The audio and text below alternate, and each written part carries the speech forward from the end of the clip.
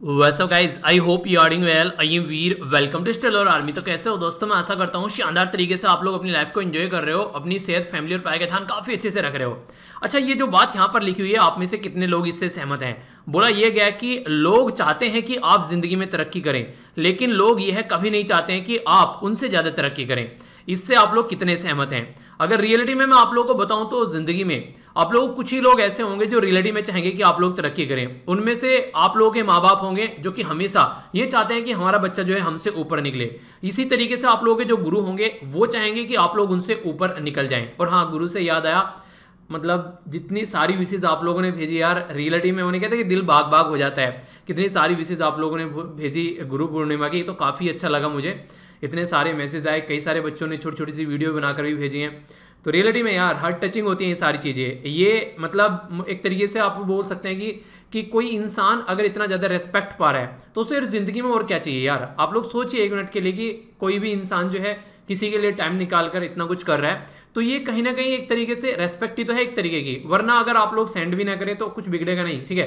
एक तरीके से रहता है कि हाँ चलो ठीक है, गुरु है चलो अपनी जगह पर, लेकिन उसको एक तरीके से शो करना। इसीलिए कहते हैं देखिए, प्यार सब करते हैं सबसे, पर लेकिन उसको शो करना जब होता है ना, तो वो एक अलग ही इंपैक्ट डाल के जाता है। मुझे पता है आप लोग रेस्पेक्ट करते हैं, प्यार करते हैं। जैसे आप लोग, जैसे मम्मी पापा से ये बात मैं इसलिए बोलना चाह रहा हूँ क्योंकि अगर आप लोगों को लगता है कि जैसे आप लोग के मम्मी पापा हैं, आप लोग उनसे प्यार करते हैं, लगता क्या मतलब करते हैं, तो आप लोग उनको वो प्यार दिखाया भी कीजिए, ठीक है। इसी तरीके से माँ बाप जो है बच्चों से प्यार करते हैं, तो उनको बच्चों को भी वो प्यार दिखाना चाहिए, तो इससे प्यार और ज्यादा बढ़ता है। तो ये ओकेजनली होता है, तो नहीं कि रोज 24 घंटे और 365 दिन इंसान दिखाएगा। कुछ गिने चुने दिन है कम से कम, वहां पर अगर एक बार को आप लोग उसको एक्सप्रेस करें तो काफी अच्छी एक कनेक्टिविटी भी आप लोगों को बनती हुई नजर आएगी। ये मेरा पर्सनल थॉट है, मेरा पर्सनल ये विचार है। आप लोगों को अगर इसके अलावा कोई और दिमाग में चल रही है कुछ बातें, तो आप लोग उसको लिख सकते हैं। एक बच्चे के द्वारा बोला गया, सर सारी बातें आप लिखने के लिए क्यों बोलते हो? कोई बात हो तो आप लोग बोलेगी एक बार इसको लिख कर देख लेना। अगर आप लोग के अंदर से एक बार राइटिंग की हेजिटेशन है ना, वो कम हो गई ना, तो जिंदगी में आप लोग कभी भी इस चीज को लेकर पछताओगे नहीं। तो राइटिंग की हेजिटेशन जो है वो हमेशा अपने दिमाग में से आप लोग मिटाओ, तभी आप लोग काफी अच्छे से चीजों को अंडरस्टैंड कर पाओगे और तभी आप लोग लाइफ को जो है ढंग से एंजॉय कर पाओगे, ठीक है। तो राइटिंग की हेजिटेशन अपने अंदर नहीं रखनी है, उसको हमेशा से आप लोगों को दूर रखना है, तभी चीजों को आप लोग एंजॉय कर पाओगे, ठीक है। तो इसलिए कहते हैं कि माँ बाप और जो गुरु हैं वो ऐसे इंसान हैं जो कि हमेशा ये चाहते हैं कि जिस तरीके से उनके बच्चे हैं वो हमेशा उनसे आगे बढ़े। तो ये रियलिटी है, फैक्ट है। इनके प्यार में आप लोग कभी कोई मिलावट देखने को नहीं मिलेगी, वरना मैक्सिमम लोग जो है वो कोई ना कोई एक्सपेक्टेशन लगाए बैठे रहते हैं कि हाँ इसलिए ये हो जाए और उसलिए वो हो जाए। पर यहाँ पे आप लोगों को एक प्योर नहीं कह रहे, प्योर एक तरीके से बिल्कुल गंगा के जल की तरह, हालांकि गंगा का जल भी आज के टाइम में प्योर नहीं रहा है, पर लेकिन हाँ फिर भी एक तरीके से जो कहावत बोली जाती है कि गंगा के जल की तरह पवित्र है, तो ये बेसिकली जो रिश्ता है ये उसी तरीके से इसकी पवित्रता आप लोग देख सकते हैं। आज का जो ये लेक्चर होता है थोड़ा सा डिफरेंट होता है, क्योंकि ये लेक्चर जो होता है ये संडे का होता है और आप लोगों को पता है कि थोड़ा सा रिलैक्स भी कर लेना चाहिए, जिसके चलते आप लोगों को ये लेक्चर जो है इतना नहीं है कि हफरा थफरी में देखो इसको, जब भी आप लोगों का मन करे तब इसको देख लो, चाहे वीक के बीच में भी आप लोग इसको देख लो। पर लेकिन कोशिश ये करता हूँ कि इसका कोई कनेक्शन न रहे। अगर कोई भी बच्चा जो है उसको आज नहीं देख पा रहा है क्योंकि संडे में कई सारे काम होते हैं, तो फिर बाद में इसको देख ले, उसमें कोई टेंशन ना हो, ठीक है। तो ये बेसिक पर्पज यहाँ पर रहता है, ओके। इसके बारे में हल्का सा आइडिया रखेगा। रेगुलर आप लोगों को ये वीडियो देखने को मिलती है, यहाँ पर 2 वीडियो जिनके बारे में आप लोग याद रख सकते हैं, ओके। आइए अब आगे बढ़ते हैं। ओलंपिक के बारे में आप लोगों ने देखा ही होगा, शानदार तरीके से हमारी परफॉर्मेंस अभी निकल कर आई। नॉर्मली अगर देखिए सबसे टॉप पर यहाँ पर चाइना चल रहा है प्रेजेंट टाइम पर, इसके पास में 3 गोल्ड है और बाकी का एक आप लोगों को यहाँ पर ब्रोंज देखने को मिलेगा और यहाँ पर 4 मेडल के साथ में ये टॉपर चल रहा है। दूसरे नंबर पर यहाँ पर जापान है, इसके साथ में एक आप लोगों को देखने को मिलेगा यहाँ पर क्या, ये है गोल्ड और यहाँ पर ये हो गया सिल्वर। तो 2 मेडल के साथ में जापान दूसरे नंबर पर है। तीसरे नंबर पर है साउथ कोरिया, यहाँ पर इसके पास में क्या है, 1 गोल्ड है और 2 यहाँ पर ब्रोंज है। तीसरे नंबर पर यहाँ पर, चौथे नंबर पर है इक्वाडोर, यहाँ पर 1 गोल्ड है इसके पास में, और 11वें नंबर पर है फिलहाल हमारी कंट्री जो कि आप लोगों को देखने को मिलेगी। तो हमारे पास में 1 सिल्वर मेडल है। इंपॉर्टेंट बात यहाँ पर ये है, कई बार आप लोगों के माइंड में कंफ्यूजन हो जाता है कि ये रैंकिंग किस बेस पर तैयार की जाती है। यहाँ पर इसके पास में 4 मेडल है, इसके पास में 2 है, इसके पास में 3 है, पर फिर भी यहाँ पर जापान दूसरे नंबर पर कैसे है जब 2 मेडल है? होना तो ये तीसरे नंबर पर चाहिए था, पर ऐसा नहीं है। बेसिकली वरीयता दी जाती है कि सबसे पहले तो गोल्ड को वरीयता दी जाती है, ठीक है, फिर सिल्वर को और फिर ब्रॉन्ज को। तो जिसके साथ में जितने सारे गोल्ड है वो सबसे टॉप पर रहेगा। अब तीनों के पास में गोल्ड है तो टॉप पर कौन रहेगा, फिर सिल्वर को हम लोग देखेंगे किसके पास में। तो सिल्वर किसके पास में यहाँ पर दूसरे नंबर पर, तो यहाँ पर जापान के पास में, और साउथ कोरिया के पास में क्या है, यहाँ पर ये इसके पास में ब्रॉन्ज, ठीक है। तो ये तीसरे नंबर पर पहुंच गया इसलिए, ठीक है। तो ये कंफ्यूजन आप लोगों के माइंड में नहीं होना चाहिए। हमारी कंट्री की पहले दिन ही शानदार परफॉर्मेंस यहाँ पर देखने को मिली। एप्रिशिएट करने लायक चीज है यार, हमारी कंट्री की जो बेटी है मीराबाई चानू, तो इनके द्वारा देश को पहला पदक दिलाया गया। तो देखिए जो ये कहते हैं ना कि लड़कियों को नहीं पढ़ाना है और वो सारी बातें आप लोगों को देखने को मिलती है, तो सारी बातें झुटलाते हुए ये इनके द्वारा सबके मुंह पर तमाचा मारा गया। और आगे से लड़कियों को अगर कोई बोलता है कि हाँ लड़की तो बस इस तरीके से ये काम नहीं कर सकती, ये गेम नहीं खेल सकती, नॉर्मली देखिए आप लोगों के सामने कंप्लीट परफॉर्मेंस है, वो तो जरा सा चूक गई वरना गोल्ड होता है यार। तो कोई नहीं, चलिए अब की बार सिल्वर मिला, अगली बार गोल्ड होगा। अब देखो आगे और कौन कौन से फील्ड में गोल्ड आते हैं। इसके ऊपर एक छोटी सी वीडियो बनाई थी, तो कई सारे बच्चों के द्वारा बोले गए 2020 में कम से कम 20 गोल्ड हमारे आने चाहिए, क्योंकि ये जो गेम चल रहे हैं आप लोगों को पता है इनका नाम टोक्यो 2020 है, भले ये 2021 में हो रहे हो क्योंकि उनको पोस्टपोन किया गया था, तो इनका नाम 2020 ही है। तो यहाँ पर जो मीराबाई चानू है इनके द्वारा 49 की कैटेगरी में यहाँ पर ये जो है वेट लिफ्टिंग इनके द्वारा देखा गया और सिल्वर इनको यहाँ पर ये मेडल मिला। तो हमारी कंट्री एक सिल्वर मेडल के साथ में यहाँ पर फिलहाल जो है वो 11वीं पोजीशन पर है। तो आगे जल्दी देखो और कई सारे मेडल हमारे पास में आने वाले हैं, तब तक अप्रिशिएट करते रहो चीजों को और इंजॉय करते रहो। पर्सनली बताऊं दिल खुश हो गया देखकर, जब मैंने देखा ना मैंने कहा वाह यार पहले दिन ही मतलब अच्छा लगा काफ़ी। गोल्ड होता तो और मज़ा आ जाता, चलिए कोई नहीं सिल्वर भी है पर लेकिन अच्छा काफ़ी लगा, ठीक है। तो काफ़ी अच्छा लगा, इसी तरीके से अप्रिशिएट करते रहो अपने प्लेयर को, काफ़ी अच्छा लगेगा। जो यहाँ पर ये न्यूज़ है हम लोग कई सारे डे यहाँ पर डिस्कस करने वाले हैं, कई सारे डे हैं तो इनके ऊपर थोड़ा थोड़ा नजर डालेंगे ताकि आप लोग इनको थोड़ा सा जान पाओ, ओके। सबसे पहला जो डे है आप लोगों के सामने यहाँ पर ये बात कर रहा है वर्ल्ड ड्राउनिंग प्रिवेंशन डे, यानी कि एक तरीके से लोगों को डूबने से बचाना। डूबने से बचाना मतलब कहीं पर कई जगह बाढ़ देखने को मिलती है, अभी महाराष्ट्र में आप लोगों को बाढ़ देखने को मिल रही है, कई सारे लोगों के घर बह जाते हैं, ऐसी कंडीशन भी आप लोगों ने देखी होगी।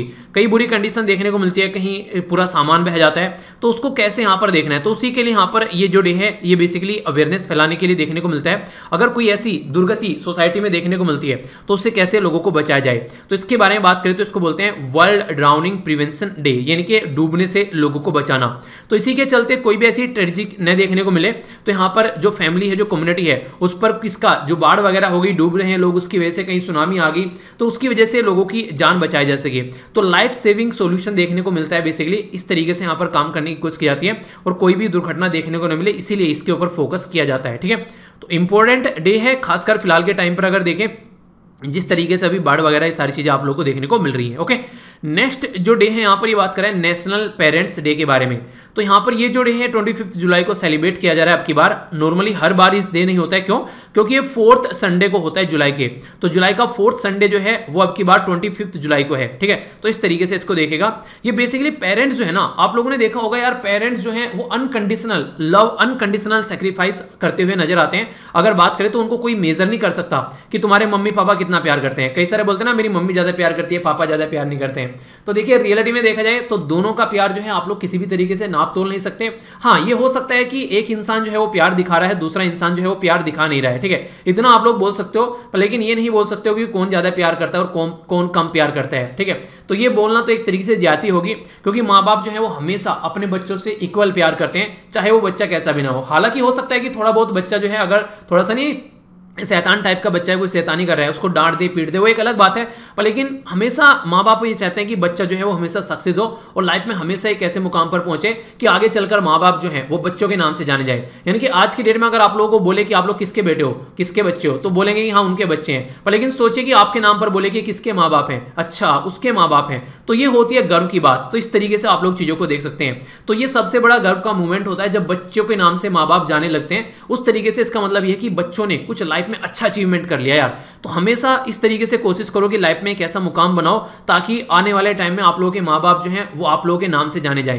तो इस तरीके से देखो, ठीक है, कि ये है सचिन तेंदुलकर के माँ बाप, ठीक है, इस तरीके से देखिए। तो इस तरीके से एक अलग ही तरीके का एक फीलिंग आती है, अलग ही तरीके का एक कॉन्फिडेंस आता है। तो जो यहाँ पर एक तरीके से जो पेरेंट्स हैं उनको एक तरीके से याद किया जाता है, ऑनर दिया जाता है कि कितना इंपॉर्टेंट रोल प्ले करते हैं वो बच्चों की लाइफ में। अपनी जद्दोजहद सारी लगा देते हैं, जिंदगी की सारी पूंजी जमा लगा देते हैं उनको कामयाब करने में, उनके पीछे पड़े रहते हैं नहा धोकर कि हाँ बस इनको कामयाब करना है। जब भी पेरेंट्स के बारे में कुछ बात आती है तो मुझे हमेशा वही बात याद आती है। आज की डेट में पेरेंट्स की कंडीशन जो है वो काफी बुरी देखने को मिली, खासकर कोविड-19 के टाइम पर। ये सारी सिचुएशन हम लोग को थोड़ी सी संभालनी पड़ेगी। क्यों? क्योंकि आप लोगों ने देखा होगा पेरेंट्स जो है कई जगह पर बहुत बुरी कंडीशन में पाए गए कोविड-19 के टाइम पर। कईयों को वृद्ध आश्रम में, कईयों को सड़कों पर इस तरीके की कंडीशन देखने को मिली, छोड़ा गया। तो मतलब दिल को दुख देने वाली वो घटनाएं देखने को मिली, ठीक है।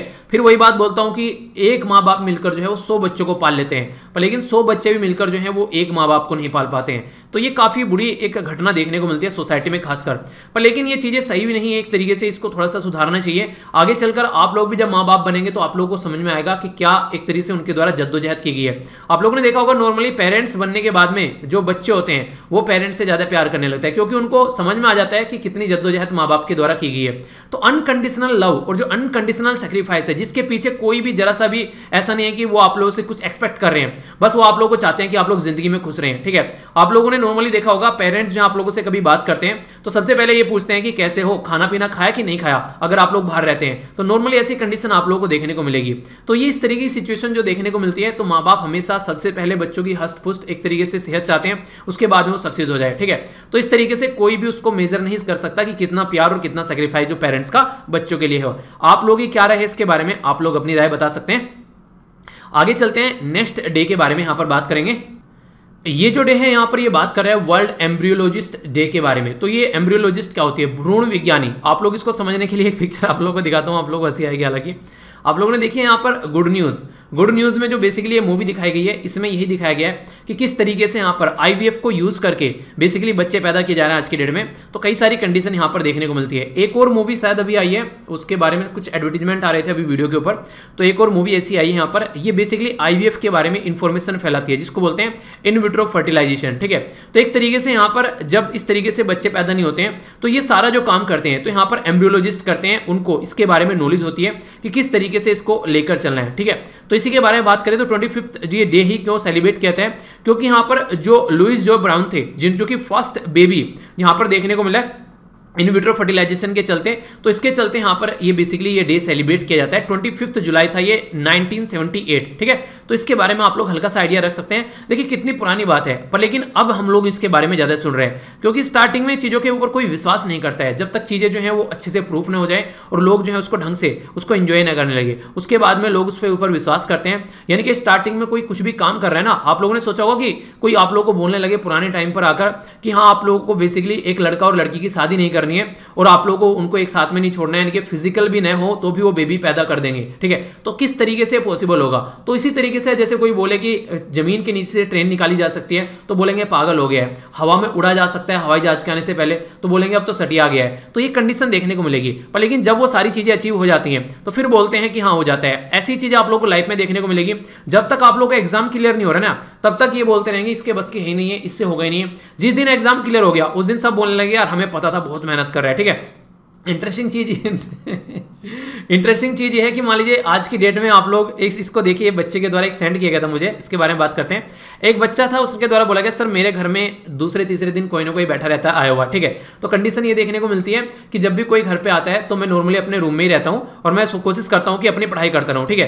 पर लेकिन क्या होता है कि वहां पर उस मतलब एक तरीके से ये बातें उसके द्वारा काफी पहले लिखी गई थी। रिसेंटली अभी उसका सिलेक्शन हुआ है यहाँ पर स्टेट के एक एग्जाम में, तो उसके द्वारा हालांकि अपनी जो इन्फॉर्मेशन है शेयर करने से मना किया गया था कि सर मेरी इन्फॉर्मेशन शेयर मत करना, क्योंकि वो भी फिलहाल जो है यूपीएससी या फिर स्टेट पीसीएस के लिए भी आगे चल रहा है। तो उसके द्वारा बोला गया जब सर मेरा सिलेक्शन हो गया तो मेरे जो आसपास के लोग हैं उन्होंने मेरी बड़ाई करना स्टार्ट कर दी। पहले तो ये बोलते थे कि कितना बदतमीज है, मेहमान आ जाते हैं घर पे फिर भी रूम से निकल के नहीं आता है, पर लेकिन अब ये बोलते हैं कि देखो कितना होशियार था, कोई भी घर में आ जाए पर वो पढ़ता ही रहता था।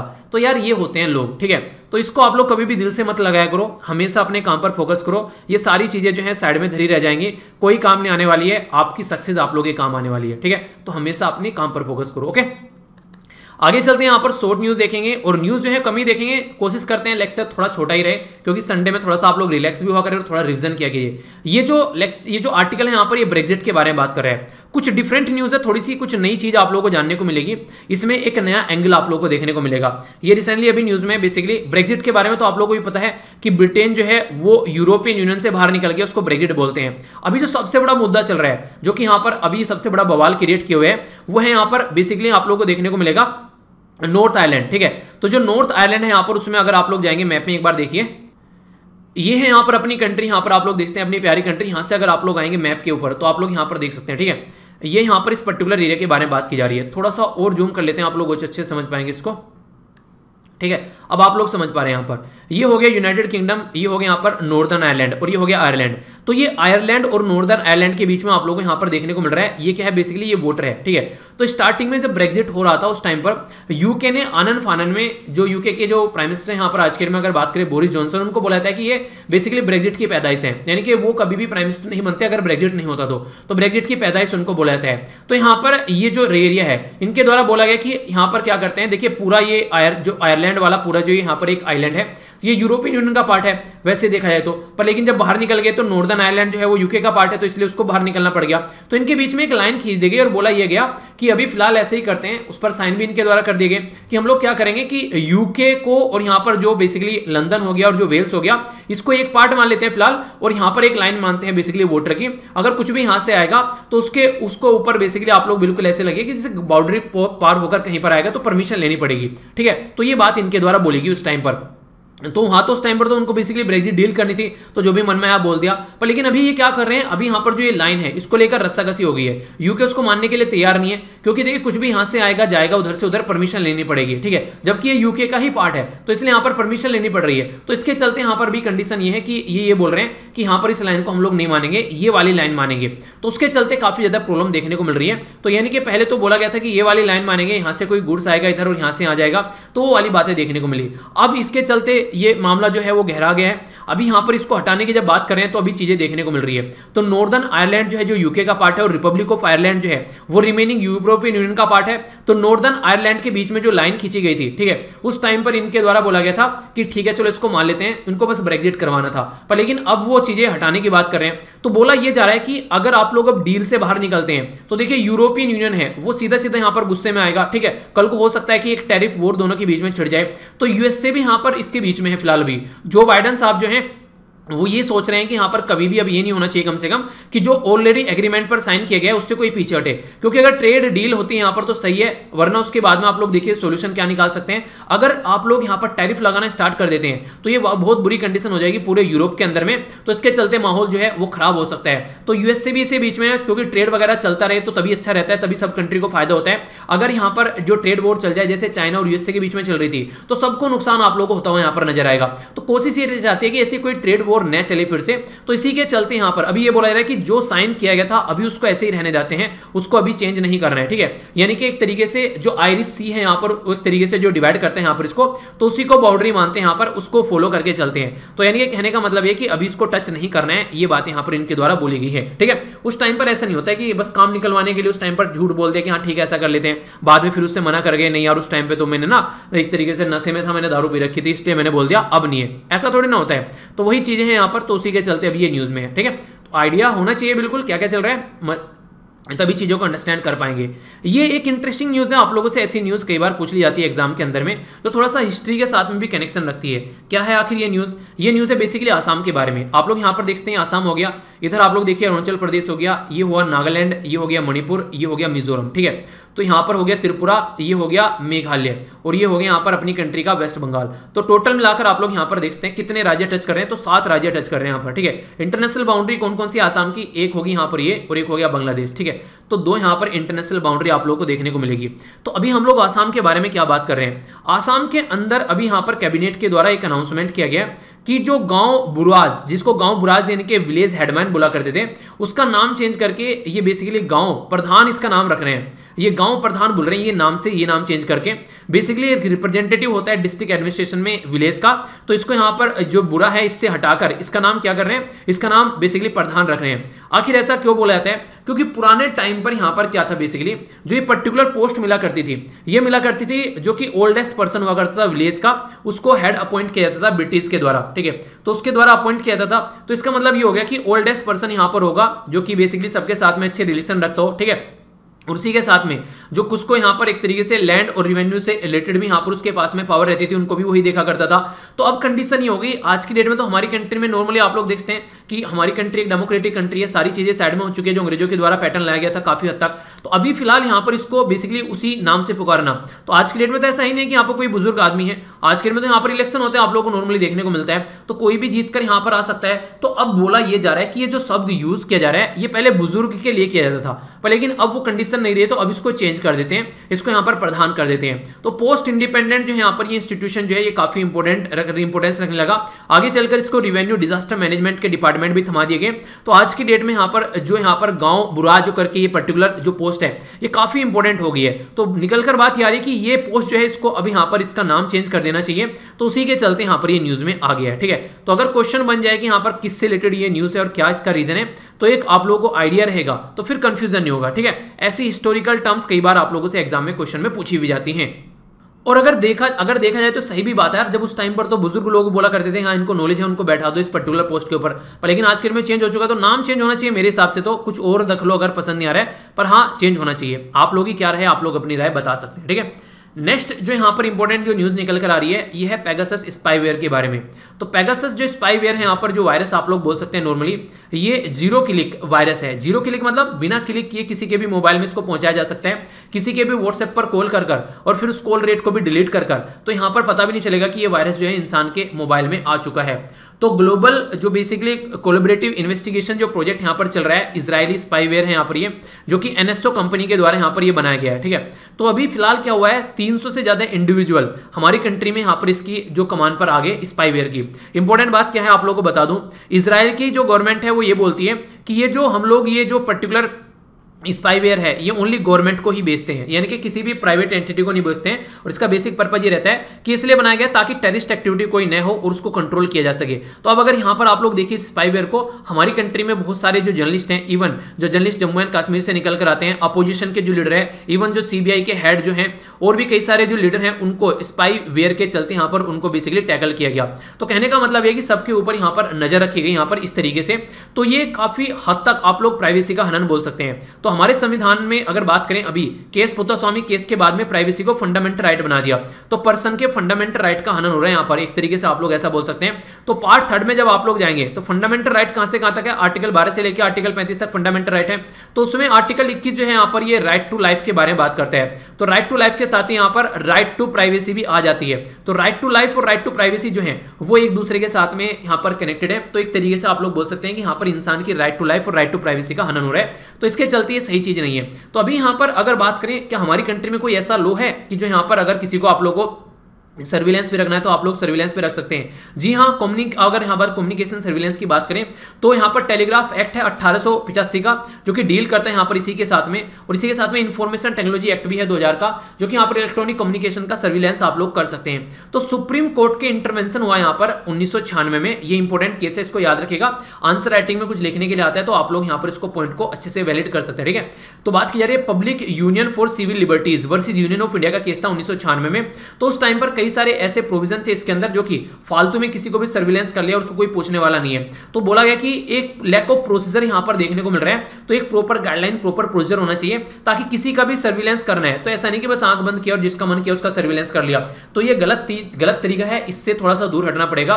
तो ये बातें यहां पर बोली गई। ठीक है, तो इसके बारे में आप लोग आइडिया रखिएगा, कई बार क्वेश्चन बन जाते हैं तो कंफ्यूजन नहीं होना चाहिए आप लोगों को। ठीक है, ये एक इंपॉर्टेंट न्यूज आप लोग बोल सकते हैं, डिफेंस और सिक्योरिटी के पॉइंट ऑफ व्यू से भी यहाँ पर ये इंपॉर्टेंट न्यूज है। बात आप लोग देखें यहाँ पर इसकी की जा रही है, ये क्या है यहाँ पर, ये है बेसिकली डीआरडीओ के द्वारा सक्सेसफुली टेस्ट फायर किया गया यहाँ पर। ये है इंडिजिनसली डेवलप, यानी कि हमारे देश में ही डेवलप किया गया डीआरडीओ के द्वारा, लो वेट फायर एंड फॉरगेट, यानी कि एक बार छोड़ दो और भूल जाओ, जिसके पीछे छोड़ा है उसी को जाकर मारेगी। ठीक है, तो मैन पोर्टेबल, यानी कि इंसान भी लेकर इसको चल सकता है। एंटी टैंक गाइडेड मिसाइल, तो anti tank guided missile basically एक तरीके से कि जिसके पीछे छोड़ दोगे, जिस टारगेट को हिट करोगे उसी को हिट करेगी। लगभग 2.5 किलोमीटर तक का इसकी रेंज आप लोगों को देखने को मिलेगी। तो ये पर्टिकुलर जो लॉन्च यहां पर किया गया यहाँ पर ये बेसिकली हमारी कंट्री में 2.5 किलोमीटर तक जो वार करने वाली है, तो 15 किलोग्राम इसका वेट देखने को मिलेगा, यानी कि एक पर्सन जो है उसको कंधे पर रखकर भी इसको इस तरीके से छोड़ सकता है। ठीक है, तो आसानी से, यानी कि यहाँ पर आप लोग देख सकते हैं आसानी से इसको यूज किया जा सकता है। तो इस तरीके से यहाँ पर 2.5 किलोमीटर तक की जो सीमा है वहां पर हम लोग इससे वार कर सकते हैं। तो ये हमारी कंट्री के द्वारा बनाई गई है, डिजाइन की गई है। तो यहाँ पर कंट्रोल फ्लाइट आप लोग यहाँ पर बेसिकली देखने को मिलेगी। जिसके चलते यहाँ पर अपने हिसाब से काम करते हैं। और ये गाइडेड जो फ्लाइट है, ये आईआईआर जो सीकर है यहाँ पर, इसके तहत काम चलता है, जिसको बोलते हैं इमेजिंग इंफ्रारेड, ठीक है। तो ये सीकर, तो इसके द्वारा सक्सेसफुली जो फ्लाइट है यहाँ पर एंटी टैंक गाइडेड मिसाइल, जो कि नाग हो गई, हेलिना हो गई, ये यहाँ पर बेसिकली आप लोगों को देखने को मिलेंगे। पहले भी इसके ऊपर काम किया गया, ऐसा नहीं कि पहली बार हम लोग काम कर रहे हैं, तो इसलिए क्वेश्चन बने तो आप लोग कंफ्यूज नहीं होना है। तो क्या है यहाँ पर, ये है man portable anti tank guided missile, ठीक है। तो ये आप लोगों को यहाँ पर मैंने दिखाई, तो डिफेंस के पॉइंट ऑफ से इंपॉर्टेंट है, इसके बारे में आप लोग आइडिया रख सकते हैं, क्वेश्चन बन जाए तो कंफ्यूज नहीं होना है, ठीक है। आगे चलते हैं, यहाँ पर बेसिकली बात की जा रही है नासा के बारे में। नासा का जो बेसिकली यहाँ पर कैसिनी करके स्पेस क्राफ्ट था, उसके द्वारा भी डिटेक्ट किया गया यहाँ पर मेथेन। और मेथेन कहाँ पर डिटेक्ट की गई, यहाँ पर ये की गई है टाइटन के ऊपर। टाइटन जो है यहाँ पर आप लोग को जो बेसिकली अभी आप लोग देखिए यहाँ पर, ये एक सेकंड, ये वाला देखिए, ठीक है, ये आप लोगों को देखने को मिलेगा सैटर्न, ठीक है। ये आप लोग देखते हैं यहाँ पर, इसका बेसिकली जो सर्किल है, इसमें कई सारे आप लोगों को जो सर्किल है, इसमें कई सारे आप लोगों को यहाँ पर मून देखने को मिलेंगे, ठीक है।